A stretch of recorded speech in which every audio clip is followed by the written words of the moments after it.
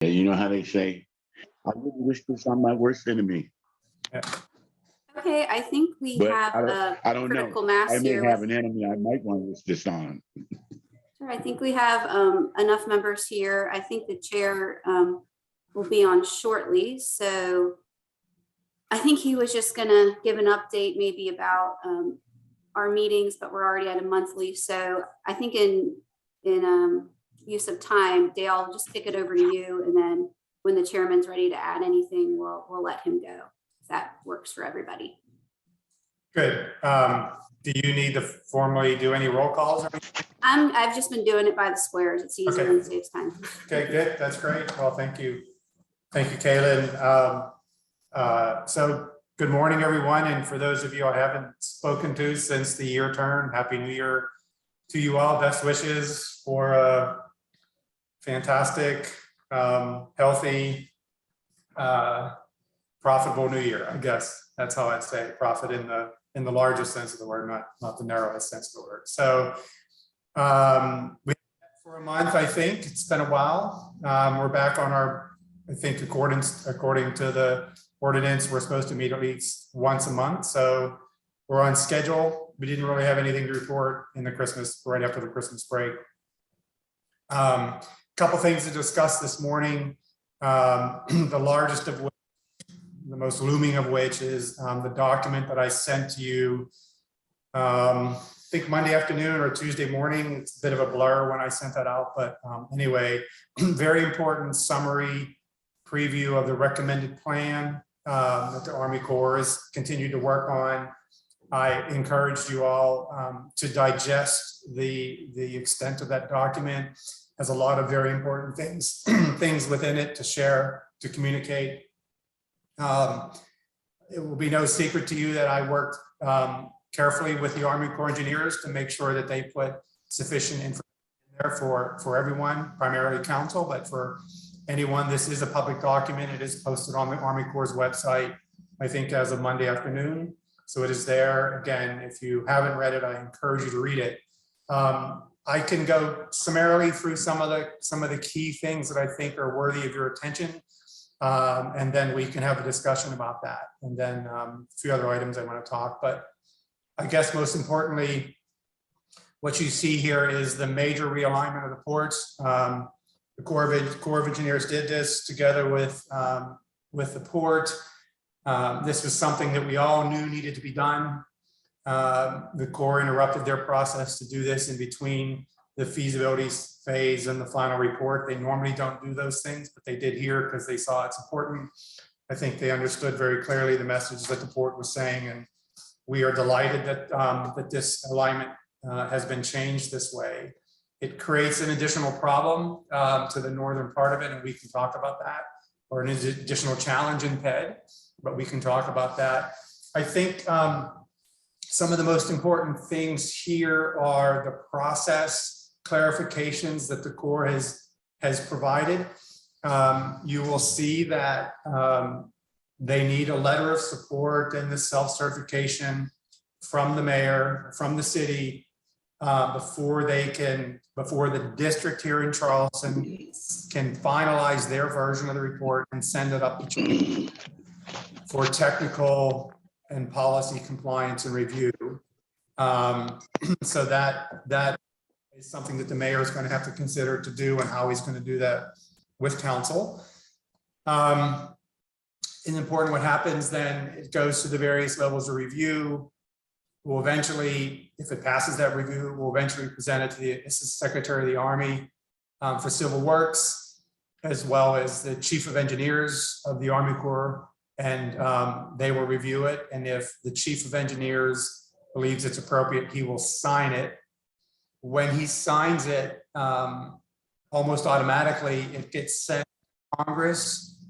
The authorizers and the appropriators on Capitol Hill that will provide funding, the Army Corps funding, to move into the next phase, the PED phase, and it will also be sent to the White House Office of Management and Budget for them to understand that this is worthy of authorization and appropriation, and for them to support it. A change because of the port, as you will note, is the BCR on the project. The benefit cost ratio went up from 10.2 to 11.3. We knew this was going to happen because you have a more simpler construction estimate, taking the structure off of East Bay and Morrison, and you have a more rational alignment, which provides cost savings, and you also are protecting a little more land, and you'll have fewer impacts upon historic and cultural assets along the east side. So that's an important improvement in the big scheme of things. For those of you who don't work in this realm, the difference between a 10.2 and 11.3 BCR is important, but because our 10.2 was already one of the highest or the highest in the nation of a project of this kind, it's not going to make any difference. If Congress would review this, it is likely to be funded for PED.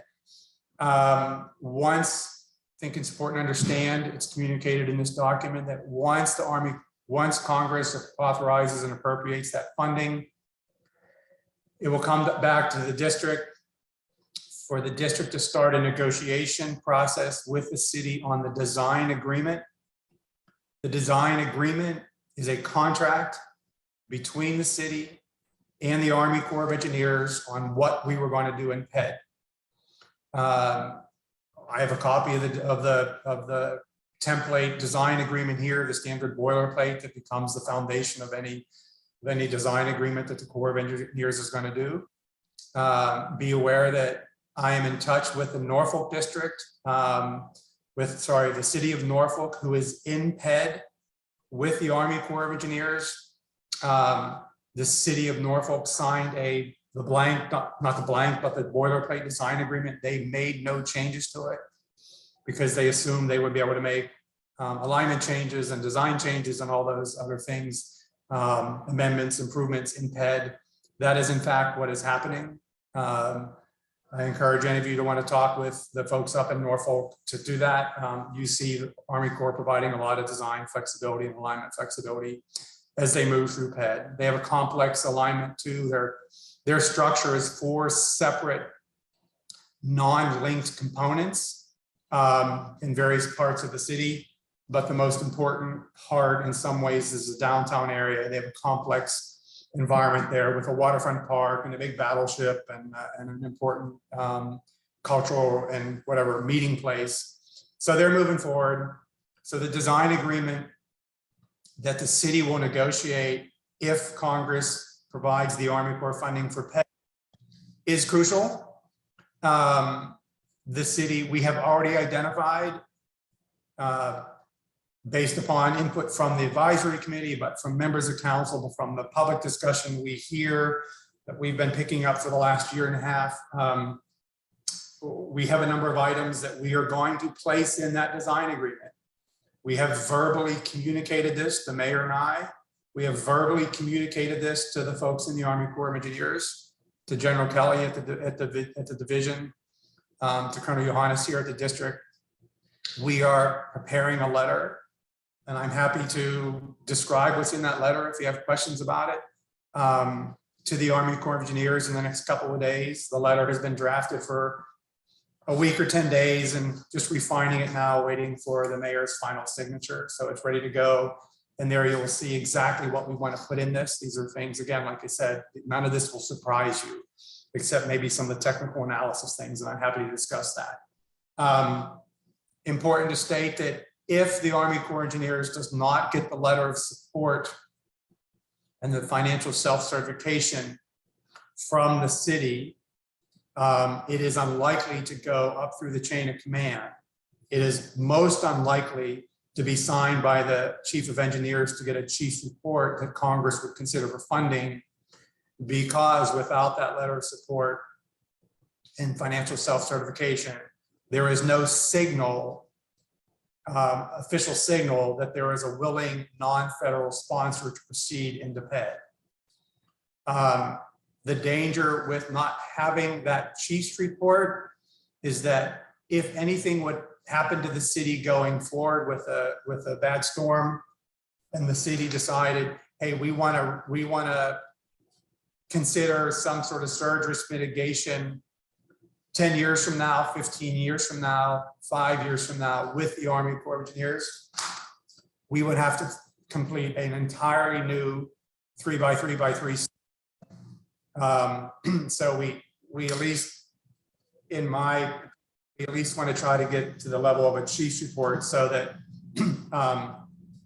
even if we don't move into PED or we can't negotiate a solid design agreement with the Army Corps of Engineers, that we would have the chief's report, so we wouldn't have to wait again for another 3x3x3, which takes 3 years. And if that's 3 years post-disaster, post-event, a future possible event, then I think, you know, we would be further behind the curve in trying to recover. It's important to note that there's language in this document that the letter of support and the self-certification are non-binding. They do not bind the city to anything. It is the design agreement that the city would negotiate with the Army Corps that is the first binding mechanism for PED. So it's important to understand. And as we discussed, you know this because we discussed it. The city would fund PED on an annual basis. And if it needed to pause funding or reduce funding for PED, either because there was a financial reason, other needs in the city, other higher needs in the city, again, a recession and tax revenues are down or whatever, or because we are unhappy with the progress of the project in PED, the city could fund lower or not fund its commitments to PED in any given year. That would pause the study. There is no financial penalty for pausing the study. So we would just then, the Corps would not be able to proceed without that money in that next year. So there's another bit of a safety valve there. And then one final thing for your awareness, to be transparent, and I see in my little Hollywood Squares box here, Mike Seekings is on, Councilman Seekings is on the phone. I sent a letter, an email correspondence to all city council members over the weekend explaining, deciphering this Army Corps preview document that they sent over to us and highlighting some key components there. So I will leave it at that and see if you have any questions about this document or where we are.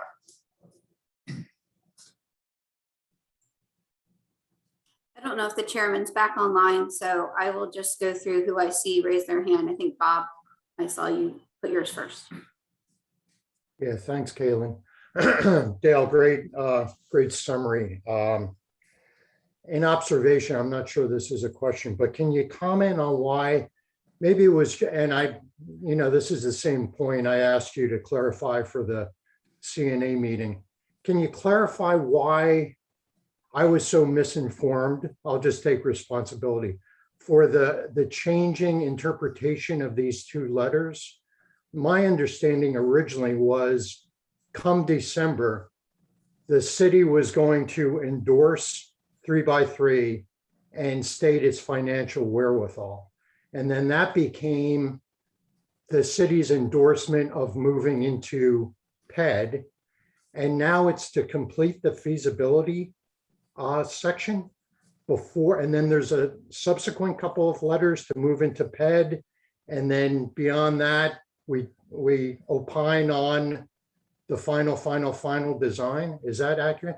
And it's not just an observation. I think the implication is, does this require a pretty major change in the milestones calendar that we should be communicating broadly? No, that's a great question, Bob. And I will address it this way. Kayla and I, so, before I started, the Corps of Engineers had been signaling in PowerPoints with Mark, with the mayor, and even when I started with me, that once the optimized TSP had been presented and after the public comment period had concluded and after the Corps of Engineers had digested those comments, it would present the city with a recommended plan. And then the city would consider whether or not it wanted to proceed to complete the study, to proceed down. You always have to finish the study. The study the final report, and I want to clarify, not the recommended plan, but the final report is not created until the chief of engineers signs it. So you have the optimized, tentatively selected plan as modified, which becomes the recommended plan. And the recommended plan is what the district sends up the chain of command for technical and policy review and a final signature. Once that signature is on it, it becomes the final environmental impact statement and final report that Congress would consider for funding. The communication from the Army Corps of Engineers, and it was a misinterpretation by many. It is clear that it is because of the jargon or the nature of how the Army Corps has recorded these processes, these internal processes.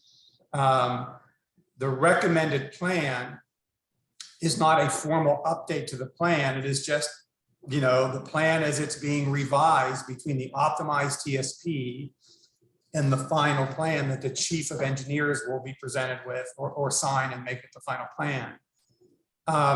For instance, this major realignment on the port properties hasn't changed the optimized plan. We just have the new map and we have the new sort of line drawn on that.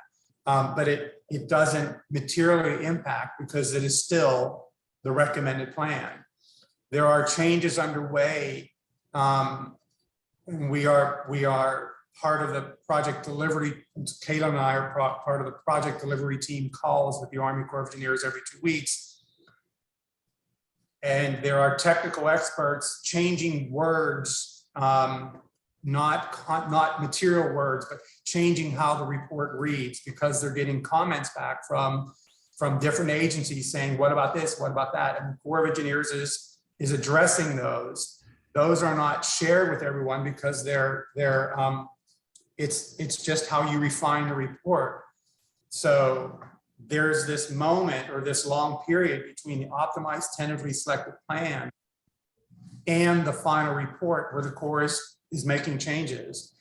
It is only when, so we assumed, and I'll own this, we assumed that the city was going to be presented with an updated recommended plan to say, consider this, and do you want to continue moving forward? We knew that they had to complete the study, and we knew we needed the authorization, and we knew we needed to negotiate a design agreement, but there was no recommended plan. So we asked the Corps of Engineers to describe the changes they have been making. And I'll just be clear here, they have never done this sort of executive summary of changes had been made in the interim before. They had to get clearance to do that, but it was essential for us, for them to communicate to us meaning the city, and us meaning you all, and us meaning the stakeholders and citizens, what had been going on because of the high attention paid to this. So we always knew that the letter of support and that the self-certification were non-binding. In fact, you saw it, you vetted it, that certification from the CFO that the city has the financial wherewithal. The last sentence of it says this is non-binding. If you see in this document, it says the same thing. These are non-binding. Nothing is binding until the design agreement. So there was a discussion underway between the city and the Corps of Engineers regarding this more drawn out process that the Corps has to go through, and what exactly the recommended plan meant. So that's a lot. Sorry if that's a verbal salad or word salad for you, but does that clarify? Does that answer your question, Bob?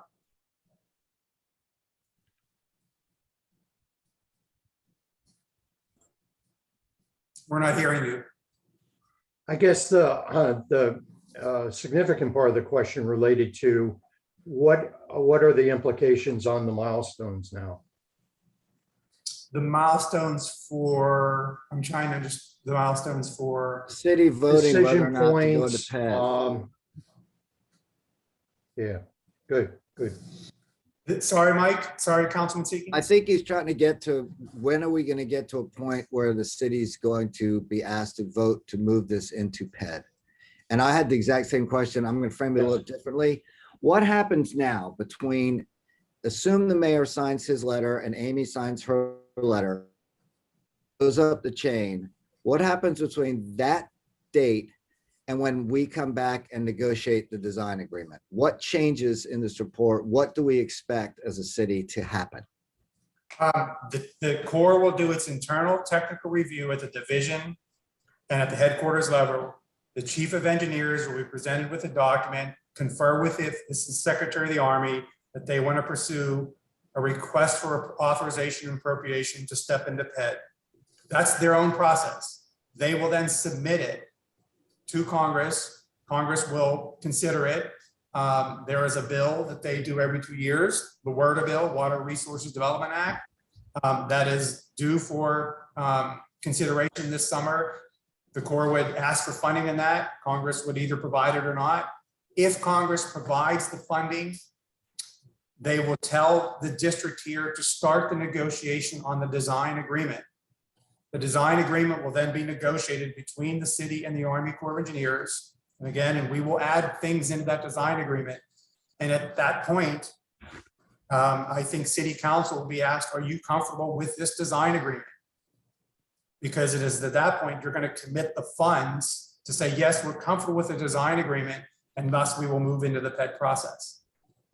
So that is 9 months to, depending on the authorization and appropriation, that is at a minimum, probably 9 months from now. If you look at the political cycle, Congress will fuss with this bill in the second quarter, third quarter of 2022.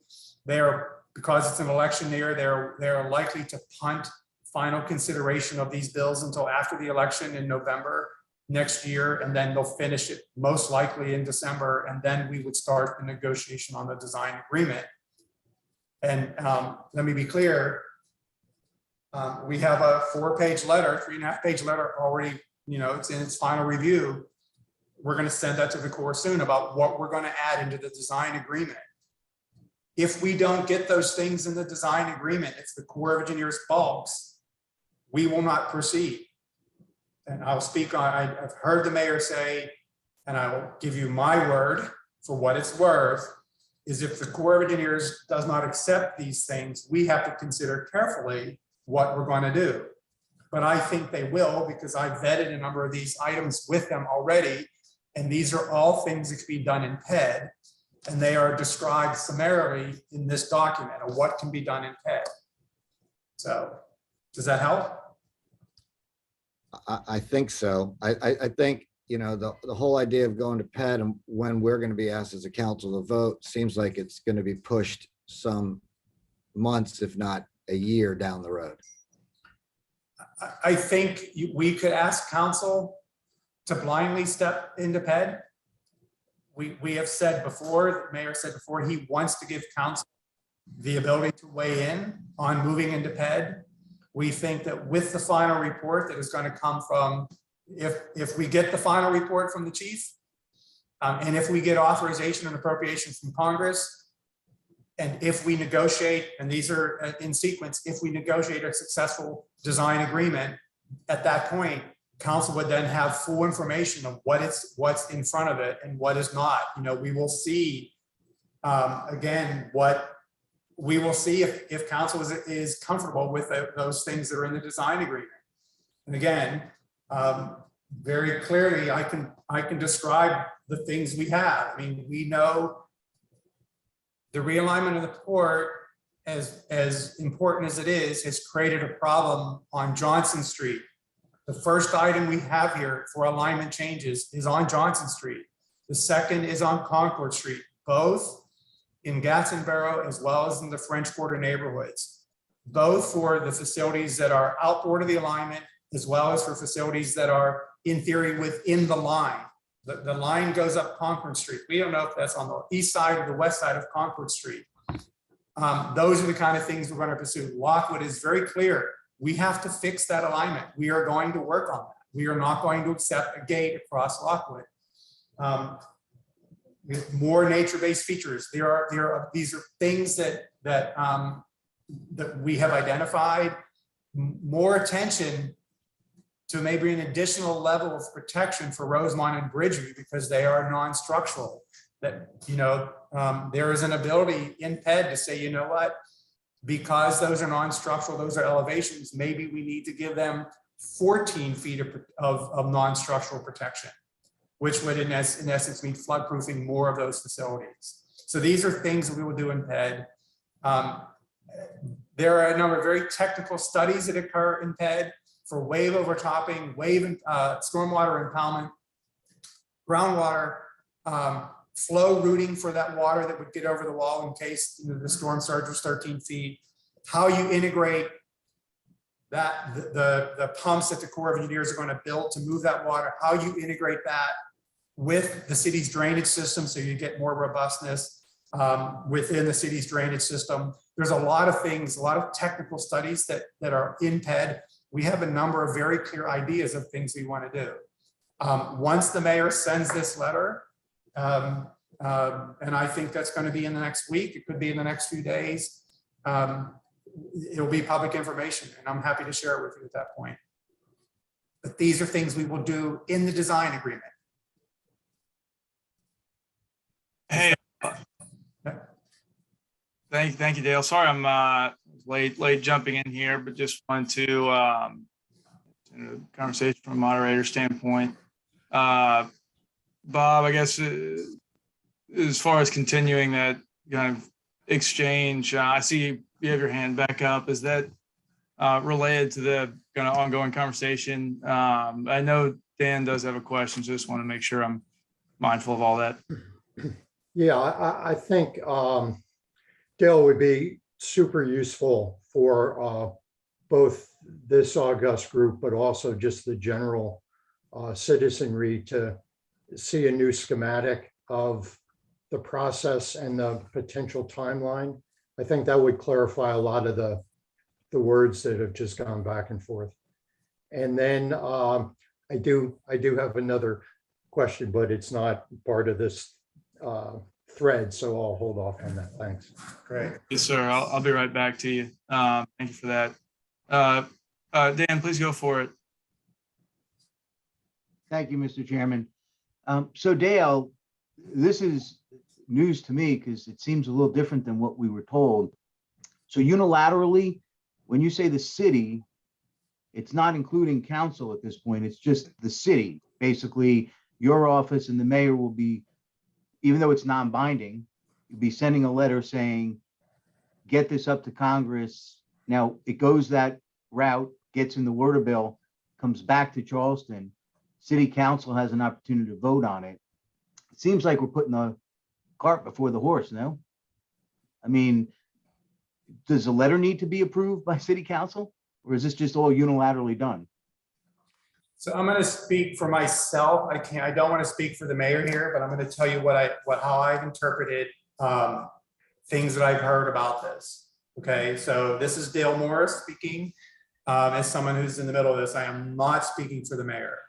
But what I have heard is for the last year and a half, council has been told it's going to be able to see the final 3x3 study and then determine whether it wants to move into PED. Okay, because the final study isn't there until the chief of engineers signs it. That won't be until May. But to get it to the chief of engineers, it requires a non-binding letter of support and non-binding letter of financial self-certification to be included in the district's report up the chain of command to eventually get to the chief. Without that letter, without those two things, the chief is unlikely to sign it because he doesn't have a commitment from a willing local sponsor. So, Well, that's my point. In hold other on, words, just hear me out. I'm working through this in a linear process. So if the mayor doesn't send this letter, the study, it's likely not to get to the chief, and thus the study will be terminated. So all this effort will be gone. And if we decide to do something else because we get hit with a storm, or we decide in 2 years, maybe we should do this, we'll have to start with a new 3x3 because the 3-year limitation of the authorization for this study is already surpassed, and they've gotten a waiver for that because it was needed for the EIS. Because we added 8 months to the study process, so we're already over the 3 years. If there is a non-willing local sponsor, non-federal sponsor, that chief of engineers is probably going to recommend to terminate the study. Okay, he could recommend deposit, he's likely to recommend to terminate it. Okay, so the mayor is, again, Dale Morris speaking, the mayor has, we've discussed this. The mayor has indicated, in my interpretation, that look, council needs to have the ability to see the final report, but we need to get that far, we need to signal the city's willingness to complete the study. He is in discussion with council right now about how to do this, whether that is another council workshop about where we are, whether that is a resolution in city council in the next, couple weeks. Those are things that are under consideration right now. The mayor, I think, in my interpretation of, and I'm not a lawyer, but my interpretation of executive authority, has the authority to send that letter.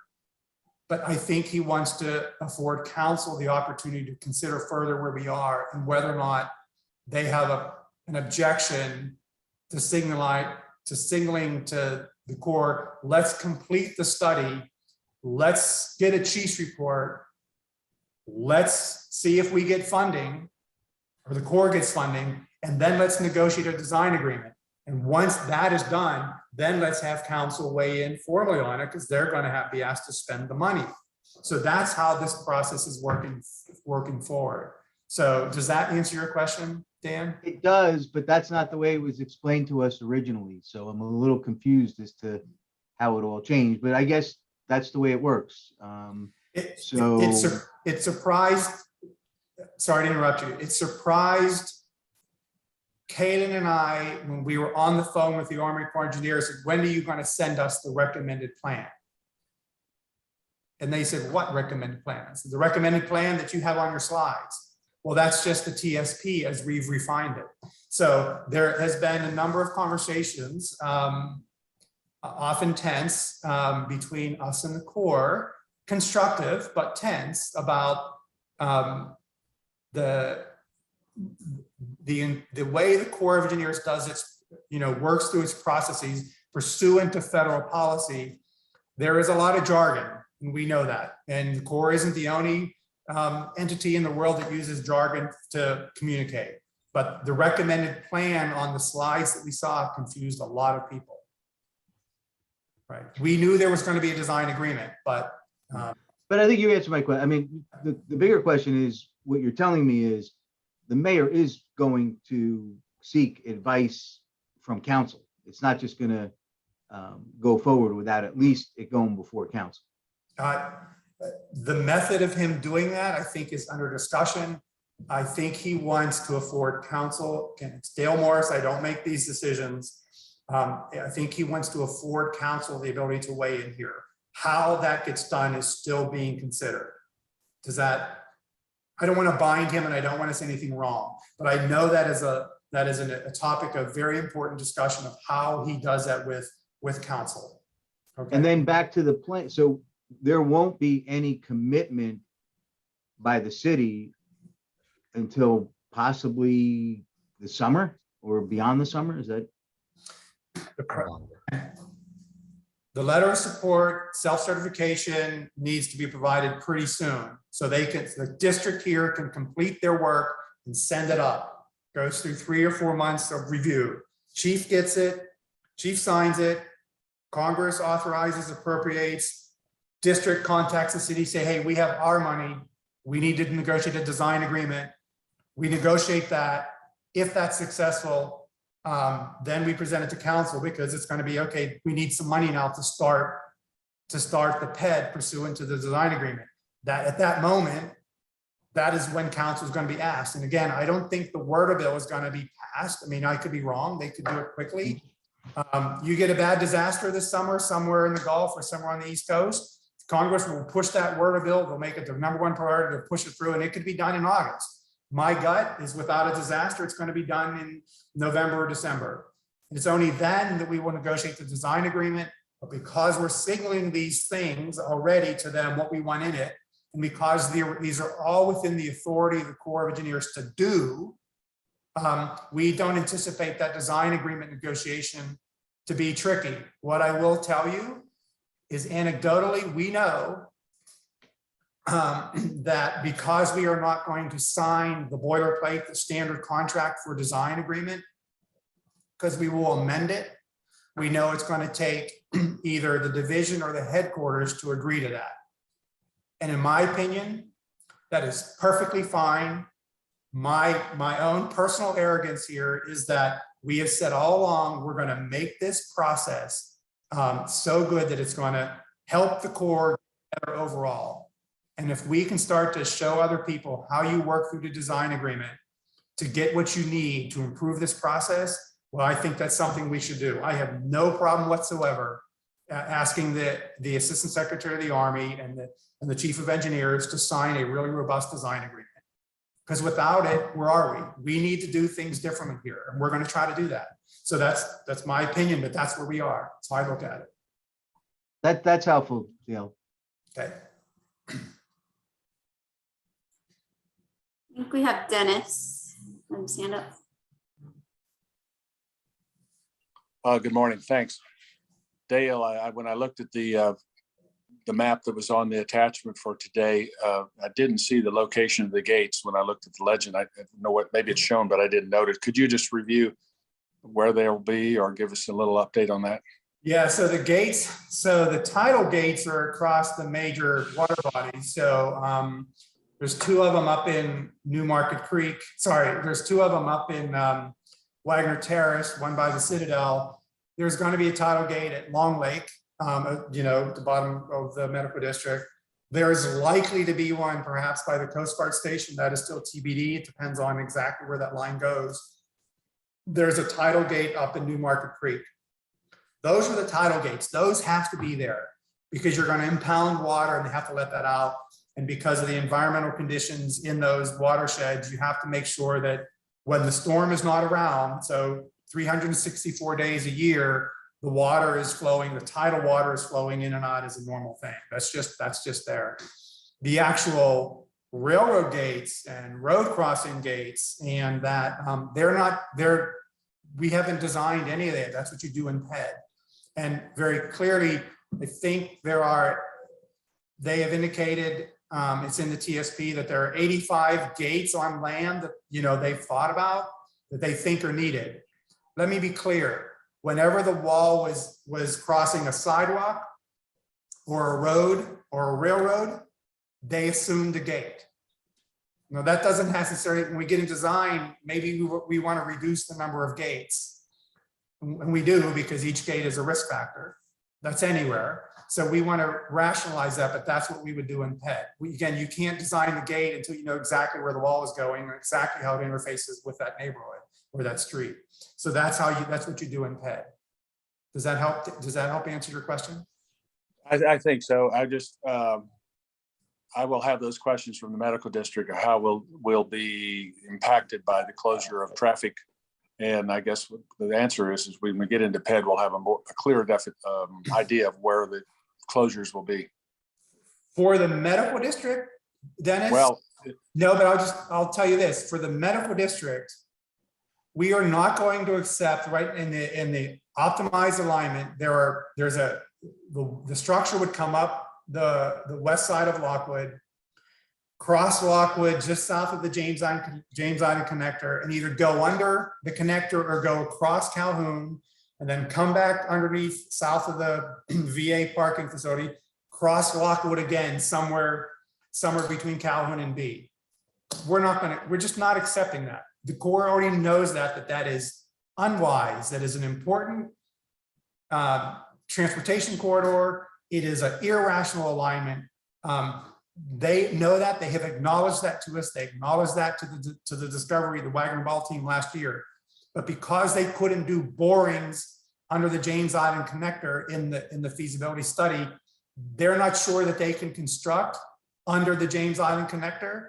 but they would look at that in PED. We will not accept an impairment of the Lockwood corridor. We know that we can get that structure out on the western side of Lockwood corridor for the entire alignment. What the structure does north and west of the Ashley River bridges, that is something that we consider, because that's going to impact Bristol condominiums as well as Brittlebank. That's something we design more carefully in PED. But for those gates on Lockwood and Prospect Calhoun, we're not doing that. It's just unwise, and we will fix that. Okay. Okay. Thank you. Yep. Hey, all, it's Hagan. And thank you for the question and answer. I'm having some technical difficulties, but so Kalen, please jump in if everything just shuts off suddenly. But no, thank you all. And Bob, I know you're up next, and then it'll be Susan after that.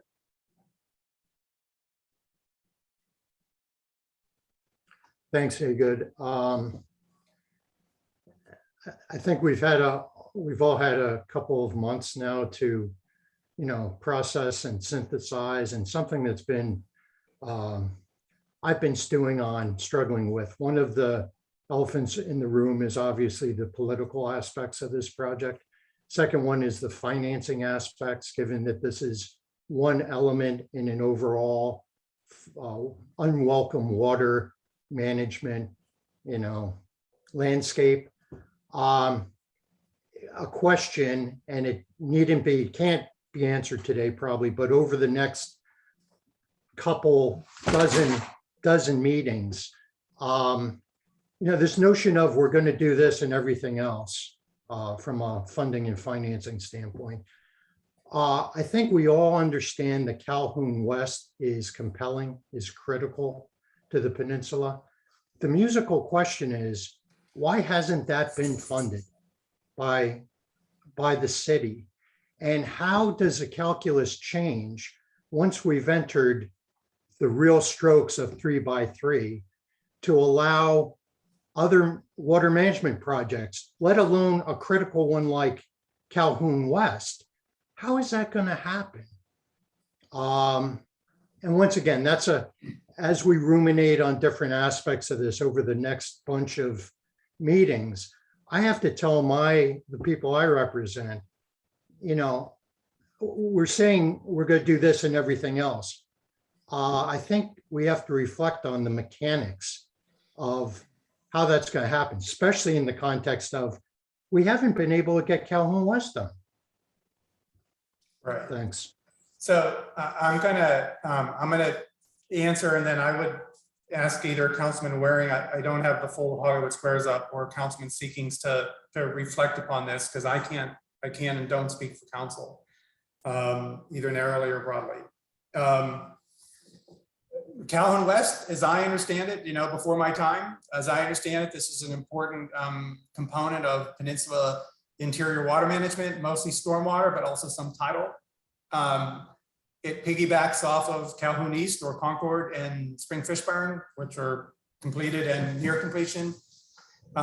There was a high-level study done. I've spoken with the folks who did that study.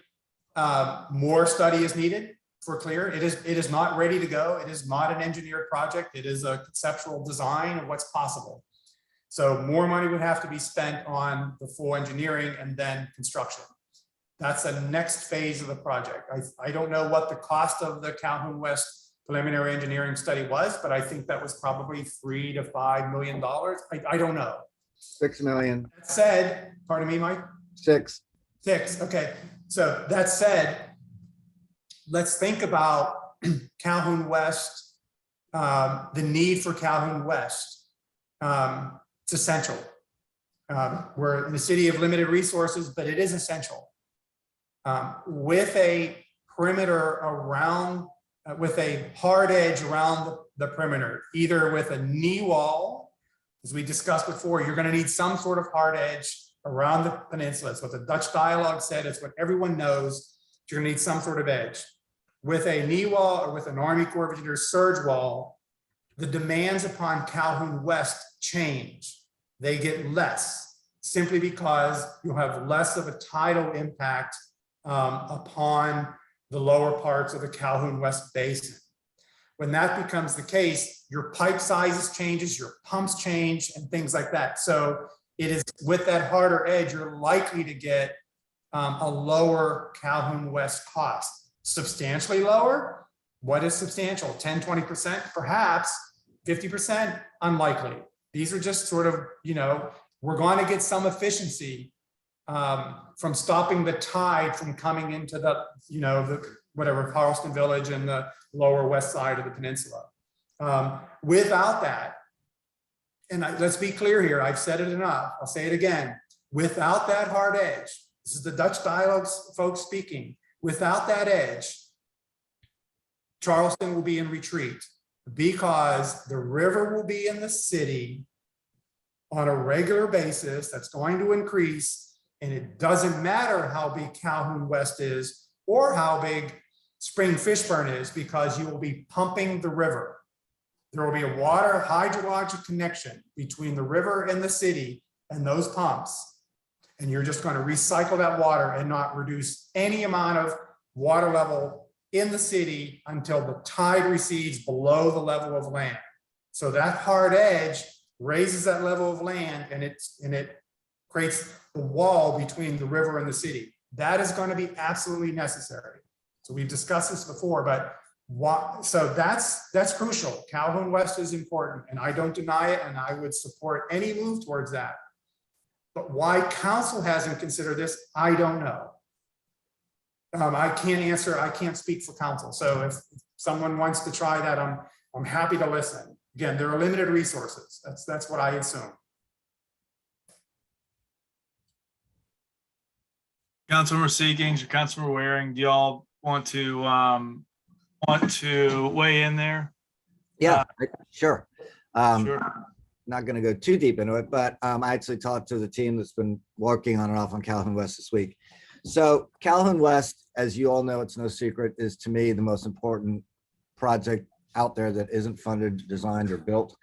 We did have a flurry of activity and preliminary design of that project about 5 years ago with Davis and Floyd. We spent a whole bunch of money on it, and it's been put on the shelf. I can't tell you all the reasons why currently it's on the shelf, but it needs to come off. There are a few of them, one of which has been a hyper focus on the 3x3. And Dale explained, I think in some ways, that the two will need to be integrated if 3x3 goes forward. I agree with that. We need an integrated study. The other problem is we have not had, and this committee, the first thing it did was demand a comprehensive water management plan for the city of Charleston, right? That was the first thing that this committee talked about. First thing that asked to be put before council, and message received. We've actually got money budgeted. And I suspect after we go through these conversations about 3x3, there will be more money budgeted for comprehensive water management plans, for putting out there literally on a whiteboard a list of priority projects and getting them moving forward. Bob, you were on the call the other night, so was Dale. I think a few others of you were.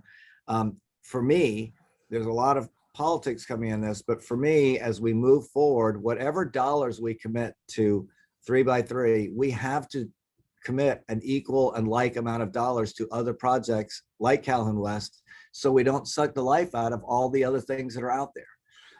And it's not just Calhoun West. There are other parts of the city, and Council Member Waring represents a whole different area of the city, and I'll let him weigh in, that we have to make sure that we pay attention to and don't just let all of this, not just monetary, but in terms of available human resources in planning going forward to build infrastructure for water management. And that's, it's a lot of words, but in the end, it has to be integrated. We have to set forward and do it together.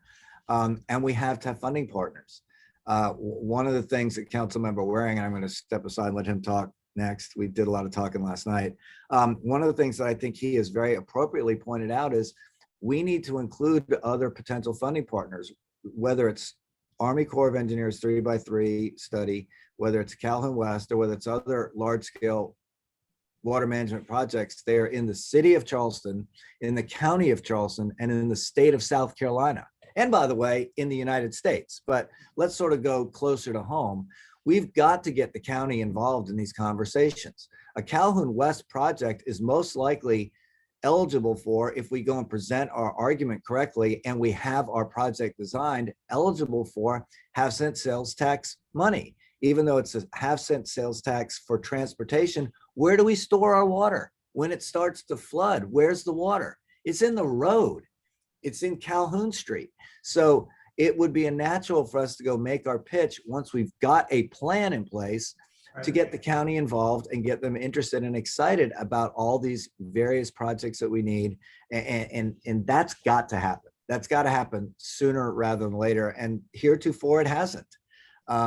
We've sort of operated in parallel, non-intersecting dimensions with our co-governments in the region, and that's gotta change. So Calhoun West, to me, is really indicative of where we need to go to jumpstart this integrated approach, the approach that we all know is out there. And we can't let any single effort or any single project, including but not limited to what we're talking about here today, the Army Corps, suck the life out of or take the energy away from our desire and need to move forward with other projects. And we've got to design Calhoun West. We were on our way to designing it, and it just got put on the shelf. Once it's designed, we go sell it. We can go out there in the market and sell it, but we can't until it's designed. So probably a longer answer than you wanted. And Councilmember Waring, I know you're out there. If you want to jump in, please do so. I unfortunately think he had to jump, but. All right. Well, great. So, Bob, I hope that answers your question. So I agree with, you know, my focus is on water, and it isn't just tide or surge, it's all the water threats we have. So again, I do think there is an amount of synergy that we can get between a harder perimeter around the peninsula of whatever form and Calhoun West. There will be efficiencies gained. And the cost of Calhoun West with a harder structure, harder perimeter will be less than the cost of Calhoun West without that. So there is a multiple benefit goal here. One other thing that I would add is some of the information, if the city council mayor decides to move into PED with the successful design agreement, there will be a lot of technical studies that will be done. Very important technical studies that will inform what Calhoun West, what the design of Calhoun West, or the level of service of Calhoun West could or should be. So there will be an efficiency of that money spent. With the feds are paying 2/3 of the cost of those studies, and we're paying 1/3 of those. The results of those studies will be ours because we will have co-paid for them, and that will benefit the city no matter what else it does going forward on the peninsula. So I hope that talks. And then if you want, I just have 3 other short items here that I just want to update you on about the water plan in Rosemont and about nature-based features. But I still think if there are questions about this and what we talked about in this process, stepwise process with the Corps, I'm happy to answer those and tell you what I know. Thanks, Dale. So we have about 5 minutes left in the allotted meeting time. I know Susan has a question. I saw Bob had his hand up earlier. So, you know, what I'd like to do is proceed with Susan's question and Bob's as well. Just a couple quick notes. You know, we're meeting schedules once a month as is currently set. And so Kayla will be sending out an email again with those details. So Susan, for the next meeting. Susan, please, that said, please go ahead with your question. Yeah, I just wanted to ask Dale, I know that the city has to write a letter of financial certification, and it's sort of been vague exactly how much has to be explained about where the money is going to come from. Can you elucidate on that a little bit for us? Yeah, so there is, yes. So to finish the study, this thing we need to do, the mayor needs to do quickly to allow the Corps to finish it, requires a letter of support, and that can be a 1-sentence thing. We support finishing the study. It requires a letter of financial self-certification. CFO has to sign that. Bob Habig vetted that for you all in the fall. The last sentence of this says very clearly, this creates no obligation on behalf of the city. It's in the language. So Bob has it, I have it. We can share that with you. It is just a signal. Once you get to the design agreement, then there is another letter of financial self-certification that says, yes, and if we move forward in PED pursuant to the design agreement, we have the wherewithal to meet our obligations under it. So that is another letter of self-certification that comes when we do the design agreement in 9 months or a year. And then, as I said, there is an estimate that PED will cost $51 million total, 35% of which is for the city, so 17 million, that will be allocated on an annual basis. Okay. And then council will say, yep, next year they requested $2.5 million for these studies. Here's your 2.5 million, or sorry, we're unhappy with you guys, or we have a financial crisis and we're not funding it next year. Again, to not fund it once you're in PED and to not fund it the next year, there's no financial penalty. The PED just gets paused for that period. Okay, does that help? It does. It's just sort of very vague, and it's hard, I think, for the general public to understand that, we're moving potentially into this giant project without explaining how it's going to be paid for, even though it's annually. Right. Again, we've given you the outlines of a financial plan for PED. We think this is doable. Construction, that's a different thing. We're starting to, we have a strategy for that, where we think the money could come from. We don't have that money in the bank. And once we get into PED, and after year one, we are confident that, okay, yeah, we are making progress. Yeah, this feels okay. We're going to very clearly start to talk with the county and the state and folks who do resilience bonds and other sort of sources to create the financial stack. Okay, but we have to start PED to see if we're happy with the core.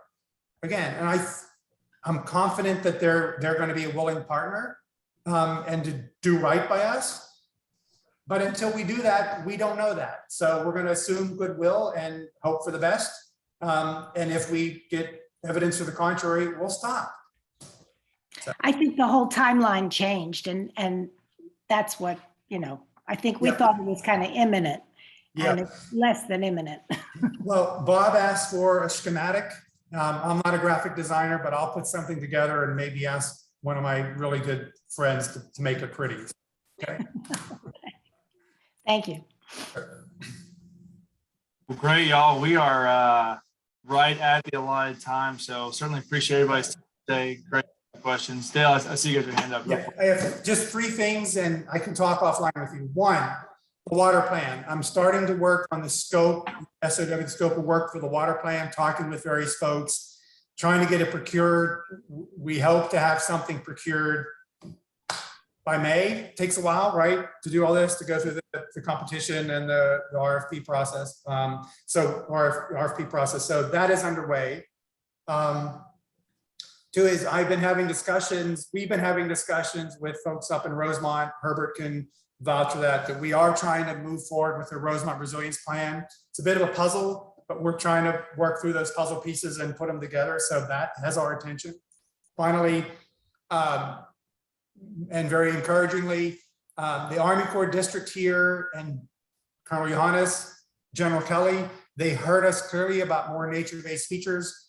They called the head of the Engineering with Nature program, Todd Bridges, for the Army Corps of Engineers, said, what do you think? I shared with you all some of the podcasts that he has put out about how he thinks policy should change and practices must change. They have committed to opening, if we get to PED, the Army Corps here is committed to arranging one of the first design charrettes, one of the first efforts of PED to be focused upon how we add more natural nature-based features into this project. So again, I know Todd, and he wouldn't say that unless they were willing to do it, Todd Bridges. So I think that's an encouragement that they hear us. They made the port realignment. They're committing to more natural and nature-based features to explore that within federal policy. If we decide, as you know, we want more, but it doesn't fit within federal policy, then we make that a betterment. But this is something we're able to kick off in PED. It's a nice update from that.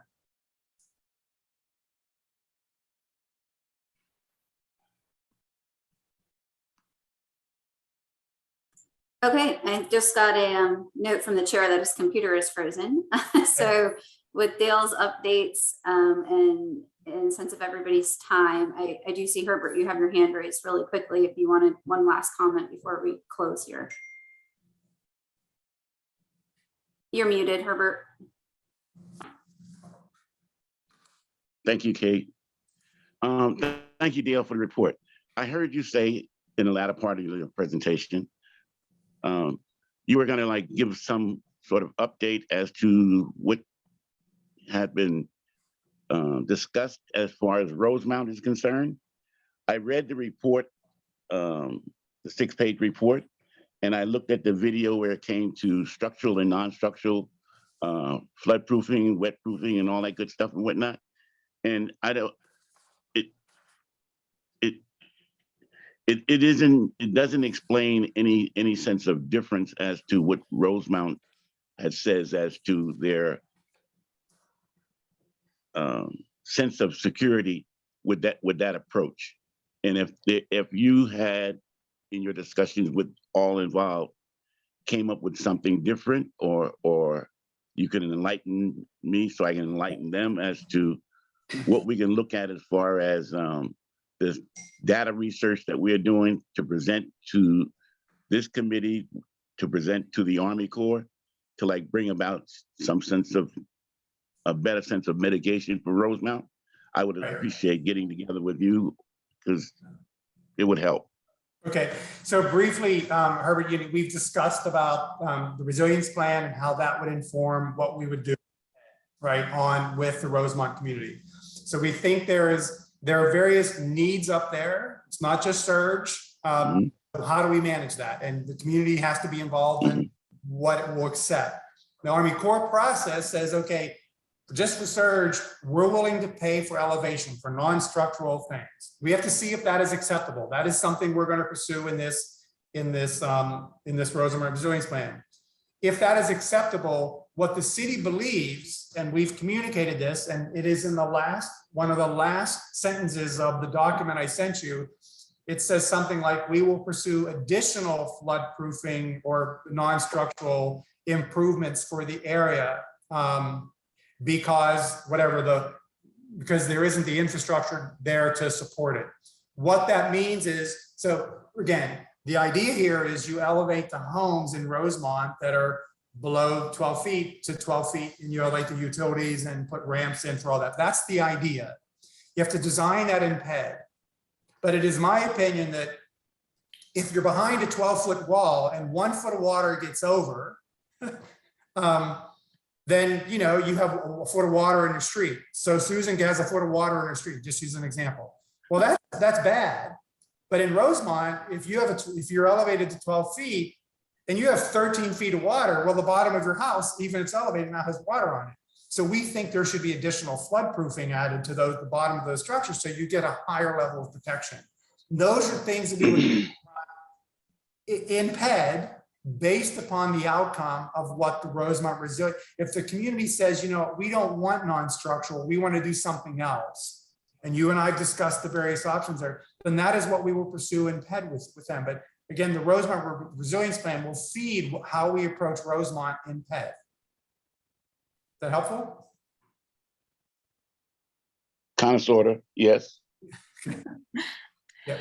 I just have one more question. Since there's a lot going on between the mayor and council and so forth, do you think it might be helpful to have a meeting before a month from now to keep this committee updated on where this whole thing stands? Sure, I'm happy to do that. I just sent out an email and see people's interest and availability. I will add the council meeting schedule has now gone to the same week that we go. So I may look for our council members. I know it's difficult to have a meeting first thing in the morning after a long council night. Yeah. So we may swap our weeks and see if that works with folks, just for our council members. I just think we ought to be apprised as this thing gets dealt with at whatever level, so that we know what's up. Because Dale and we'll go Susan, into a dark hole. I don't know if this was mentioned in the preliminary comments, but after a very long meeting last night, at the very end, the mayor indicated he is going to schedule a separate city council meeting in Right. between our 2 council meetings in February. Right, I heard that. Okay, so, and I suspect it'll be scheduled for that Tuesday. So we'll have 3 Tuesdays in a row. But Lucky that you. one will be only dedicated to how we're going to approach the next stages of the Army Corps. Yeah. So as I understand it, so I don't want to bind anyone, but the discussions I've heard is they're looking at a possible council workshop, separate meeting, however defined, on the 14th or the 15th. That's what I understand.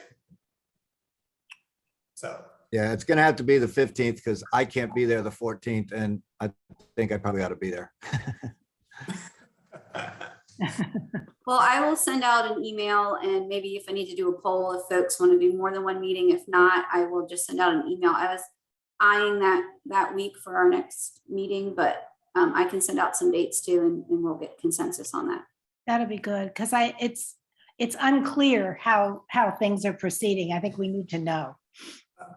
An important date for this schematic that Bob has asked for, the Corps of Engineers district wants to complete their part of the study, finalize it and send it up by February 23rd or 24th, because they've scheduled time for everyone else to review up the chain of command.